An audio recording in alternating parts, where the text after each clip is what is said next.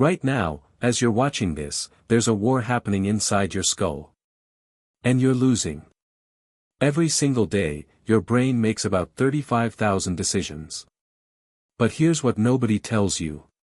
You're only consciously aware of maybe 100 of them. The rest? They're being made by a version of you that's been quietly rewritten by the last decade of technology. And that rewritten version is sabotaging everything you're trying to build. You think you're just easily distracted or lacking motivation. But what's actually happening is far more sinister.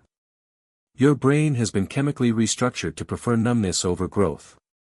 And until you understand the specific mechanism that's been hijacked, every productivity system, every morning routine, every promise you make to yourself will fail. Let me show you what's really going on. There's a concept in psychology called the hedonic treadmill. The idea is simple. No matter what happens to you, good or bad, you eventually return to a baseline level of happiness. Win the lottery? You'll be ecstatic for 6 months, then you're back to normal. Lose your job? Devastated for a while, then you adapt. Your brain is designed to normalize everything. But here's what changed in the last 15 years. Technology companies discovered how to reverse engineer this process. They found a way to make your baseline actively decrease over time. It's not just that you return to normal after pleasure. It's that your normal keeps getting worse. Every time you get a notification, a like, a match, a new video, your brain releases dopamine. But here's the critical part most people miss. Dopamine isn't released when you get the reward. It's released in anticipation of the reward. It's the wanting neurochemical, not the liking neurochemical. And when you want something, get it, and it doesn't fully satisfy you, something devastating happens. Your brain doesn't think, well, that wasn't worth it. Your brain thinks, I must need more of it. This is why you can scroll for 3 hours and still feel like you haven't found what you're looking for. You haven't. And you never will. Because what you're actually looking for isn't in your phone. It's a feeling of satisfaction that can only come from effort, and effort is precisely what your brain has been trained to avoid. Let's talk about what's happening at the receptor level, because this is where it gets properly dark.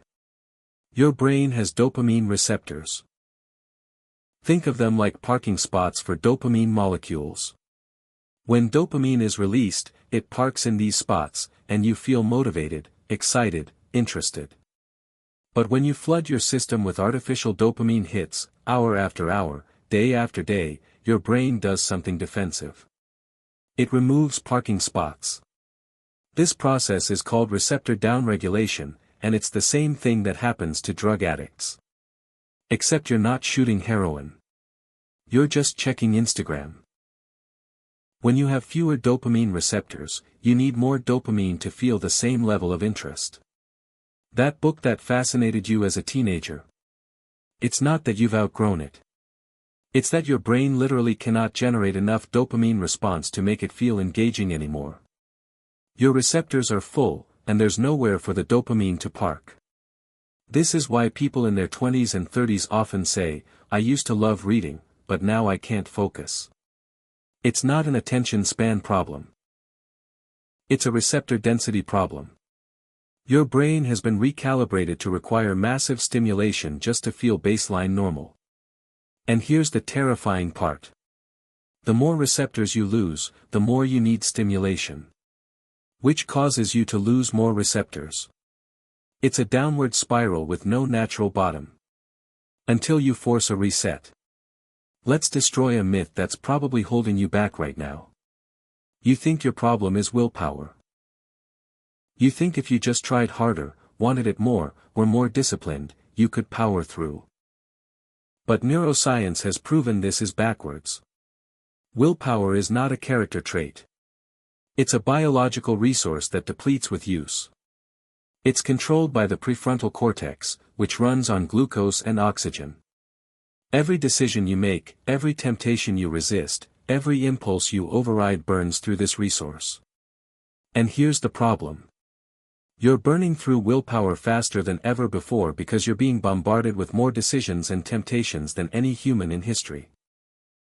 Your ancestors made maybe a few dozen meaningful choices per day. You're making thousands. Every app is optimized to interrupt you. Every website is designed to keep you clicking. Every notification is engineered to hijack your attention. You're not weak. You're fighting a losing battle against an industrial complex that employs tens of thousands of engineers whose only job is to make sure you can't look away. So forget willpower. What you need is system change. You need to restructure your environment so that discipline becomes automatic and distraction requires effort.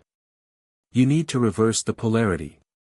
Here's what nobody tells you about breaking addiction, whether it's to substances or screens. Removal doesn't work. Replacement does. If you just try to stop scrolling, stop watching, stop checking, you're creating a vacuum. And your brain will fill that vacuum with whatever's easiest. Usually, a different form of the same behavior. Stop Instagram, start TikTok. Stop TikTok, start YouTube. Stop YouTube, start Reddit. You're not solving the problem. You're playing whack-a-mole with your own compulsions. The protocol that actually works is this. Identify the psychological need the behavior is meeting, then find a healthier behavior that meets the same need. Scrolling social media isn't really about information. It's about feeling connected, feeling seen, escaping boredom, avoiding difficult emotions.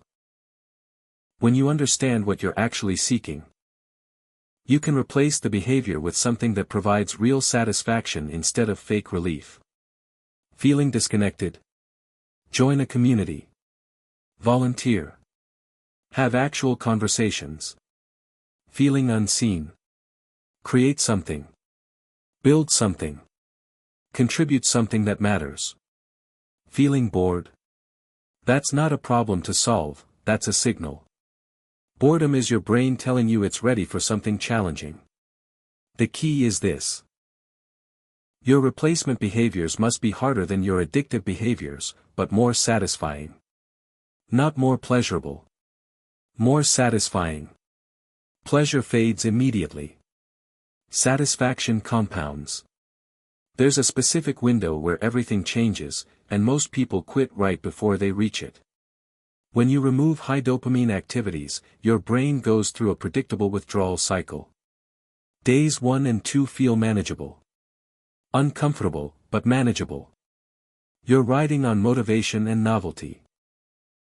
Day 3 is where people break. This is when the restlessness peaks. When the irritability becomes almost unbearable. When every cell in your body is screaming for stimulation. This is not weakness. This is your brain realizing that its usual coping mechanisms aren't available and panicking. But here's what happens if you push through. Around hour 72, something shifts. The restlessness doesn't disappear, but it transforms. It becomes energy. Curiosity.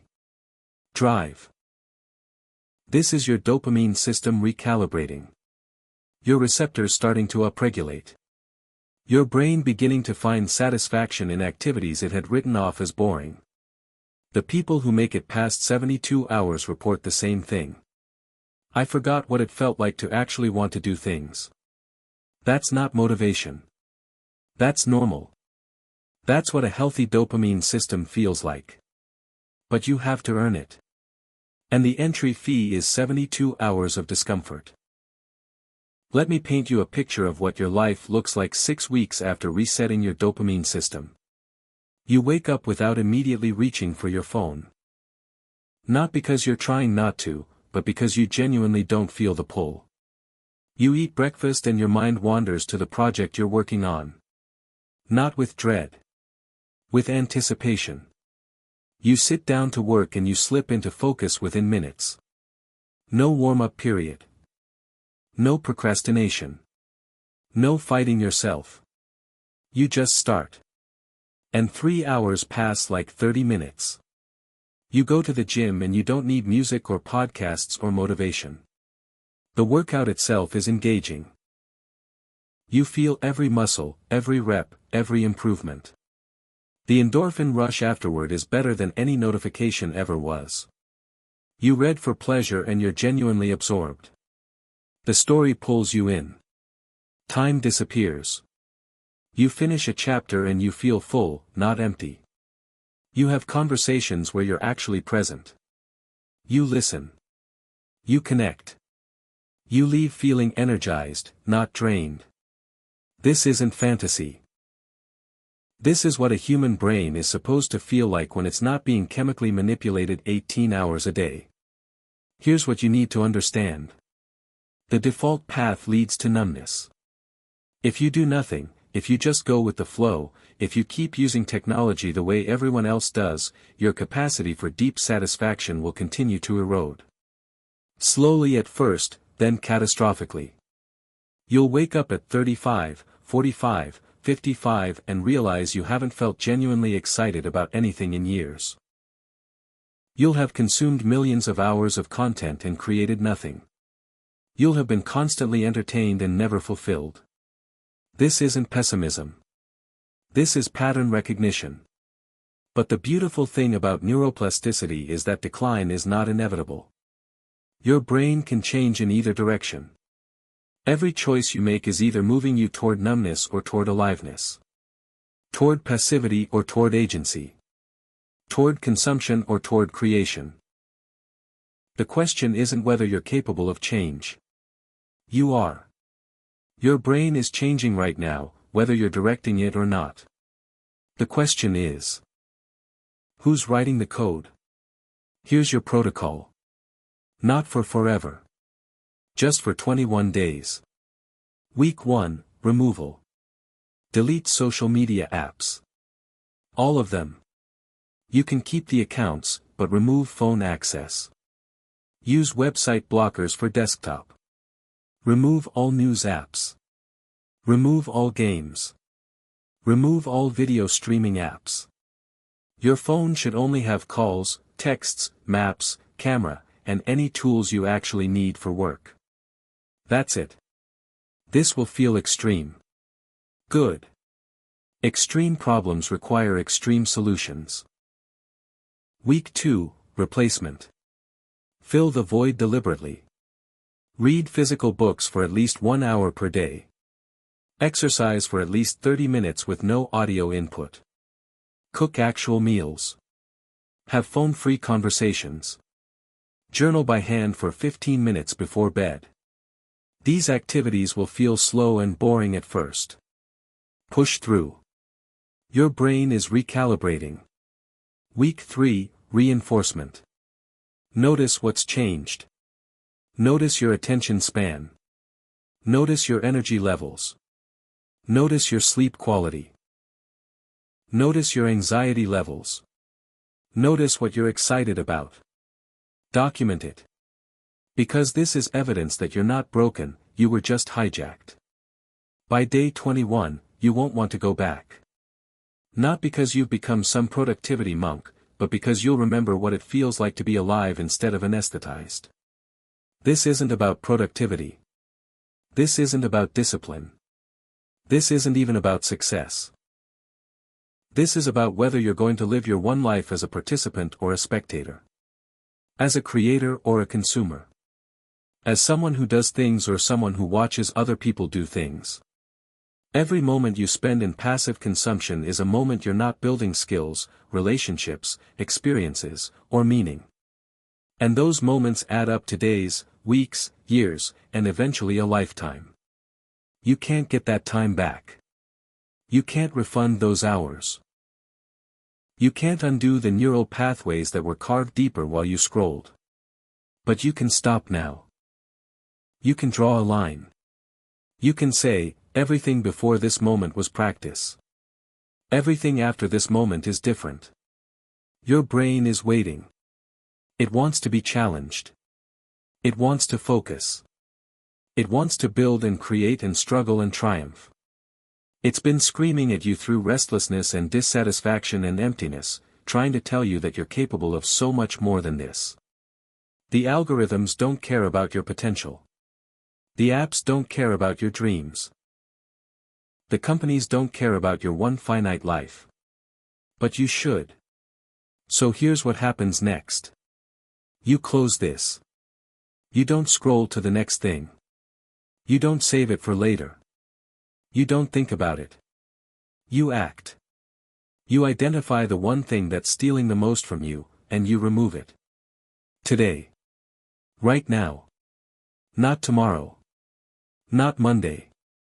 Now. And then you sit with the discomfort. You breathe through the restlessness. You remember that this feeling is not permanent, it's just your brain realizing it can't use its usual escape hatch. And you wait. 72 hours. That's all. 3 days between who you are and who you're capable of becoming. Your brain is ready to be reclaimed. The only question that matters is whether you're ready to do the reclaiming. The war for your attention is already happening. You've been losing. It's time to fight back.